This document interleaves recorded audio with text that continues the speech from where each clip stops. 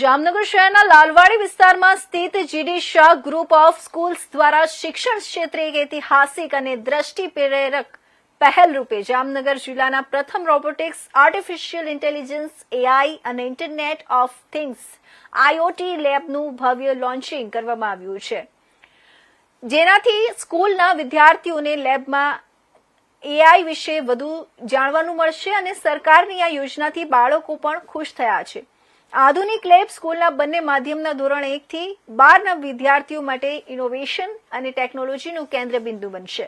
અહીં વિદ્યાર્થીઓને robotics, AI અને આઈઓટી જેવા આધુનિક વિષયોનું પ્રાયોગિક જ્ઞાન મળશે, જેના દ્વારા તેઓ નવીન વિચારસરણી, ટેકનિકલ કુશળતા અને સર્જનાત્મકતા વિકસાવી શકશે।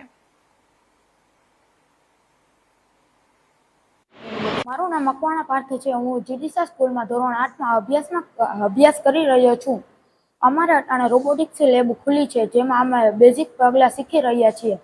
અમને એઆઈ અને રોબોટ્સનો અંતર શીખવાડવામાં આવે છે, સિમ્પલ મશીન્સ શીખવાડવામાં આવે છે, રોબોટ, ચિપ્સ, સેન્સર વગેરે બધું શીખવાડવામાં આવે છે।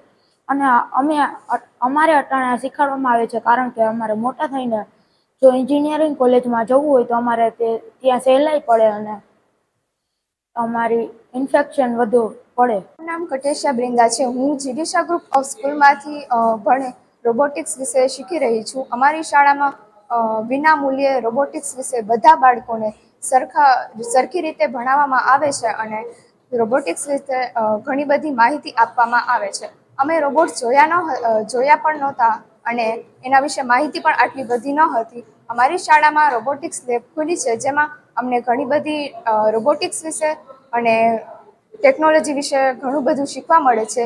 રોબોટ્સ છે, કાર છે, એવું બધી વિશે માહિતી અમને મેળવવામાં આવે છે અને અમે જે જોયું ન હતું એના વિશે અમે પ્રેક્ટિકલ શીખવવામાં આવે છે।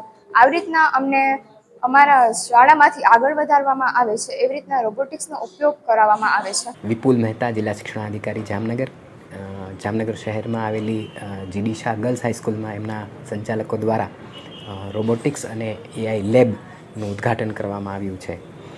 એ શાળામાં ભણતા વિદ્યાર્થીઓને તો એમનો લાભ મળવાનો જ છે, પણ સાથે સાથે આજુબાજુની જે શાળાઓ છે એ શાળાઓ પણ આ શાળાની મુલાકાત લઈ અને એનો લાભ લે તેવું એક અપેક્ષા રાખું છું।